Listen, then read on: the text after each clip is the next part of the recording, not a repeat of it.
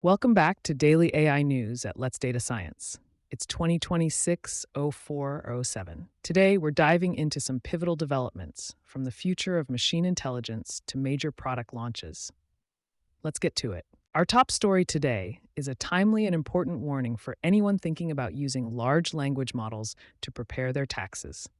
As the April 15th filing deadline approaches, Boston University professor Dokyun Lee is urging taxpayers not to rely on large language models, or LLMs, to prepare their final tax returns. The warning isn't theoretical. It's grounded in empirical evidence from a benchmark known as TaxCalcBench, published in July 2025. According to the findings cited by Lee, large language models correctly computed fewer than one-third of federal-only tax returns. Let that sink in. Fewer than 1 in 3 returns were calculated accurately, even before introducing state-level complexity. The issues go beyond simple arithmetic mistakes. Lee highlights 3 systemic weaknesses: calculation errors, eligibility misjudgments, and failures to incorporate full contextual nuance. In other words, these models are not just occasionally misplacing a decimal point. They are misunderstanding eligibility rules for deductions and credits, and they are failing to consistently reason across complex financial scenarios. TaxCalcBench also revealed something particularly concerning for technical practitioners: model brittleness. Outputs changed when variable names were renamed, when column order in data tables was rearranged, or when formatting was modified. For those of us in machine learning, this is a classic robustness problem. Minor perturbations in input structure should not meaningfully alter output in a mission-critical domain like tax compliance. Yet in practice, they do. This brittleness underscores a deeper architectural limitation. LLMs are probabilistic next token predictors trained on vast corpora of text. They are not rule-based tax engines, nor are they certified compliance systems. When asked to compute taxes, they simulate reasoning based on learned patterns rather than executing deterministic tax code logic. And then there's the data privacy dimension. Preparing a tax return requires extremely sensitive information: social security numbers, income statements, investment details, dependent data. Feeding that information into a general-purpose large language model, particularly one hosted externally, introduces non-trivial privacy and data governance risks. Even with assurances around data retention policies, the risk surface expands dramatically compared to using established, regulated tax software providers. Professor Dokyun Lee's advice is clear: use large language models for research and preparation only. They can help explain the difference between standard and itemized deductions. They can summarize changes in IRS guidance. They can clarify how a particular credit works at a conceptual level. But they should not substitute for dedicated tax software or licensed professionals when it comes to filing. For our technical audience, this is another reminder of the gap between conversational fluency and operational reliability. The fact that a model can generate a convincing explanation of Section 179 depreciation does not mean it can accurately compute it across edge cases. Benchmarks like TaxCalcBench are critical because they quantify this gap with domain-specific evaluation rather than relying on anecdotal experience. This also has broader implications for enterprise AI adoption.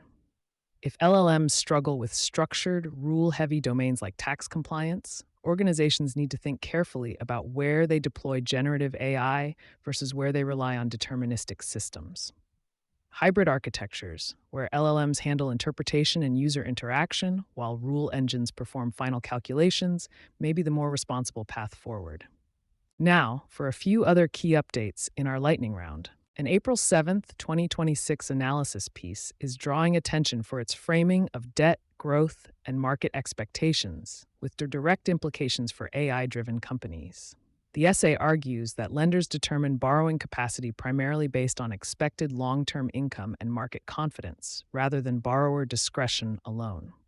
One of the central examples cited is NVIDIA. In 2026, NVIDIA reportedly carries between $8 and $11 billion in debt, alongside approximately $60 billion in cash and a market valuation exceeding $4 trillion. The contrast illustrates a key point. Borrowing capacity is not simply a function of current balance sheets, but of anticipated future earnings power. The analysis further contrasts U.S. sovereign debt, at roughly $39 trillion, with Russia's sovereign debt of approximately $480 billion. The argument is that strong expectations of future economic output enable dramatically larger borrowing limits. Markets price confidence, growth prospects, and institutional stability into credit decisions. For the AI ecosystem, this framing is particularly relevant. Companies like NVIDIA, which sit at the core of AI infrastructure through their GPU platforms, benefit from extraordinary market confidence tied to long-term demand for compute. That confidence translates into favorable borrowing conditions and capital flexibility.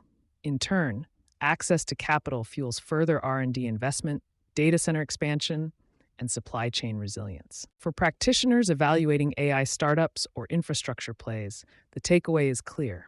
Creditworthiness and leverage tolerance are deeply tied to credible projections of long-term revenue growth. In a capital-intensive domain like AI hardware and large-scale model training, expectations can materially shape financial strategy.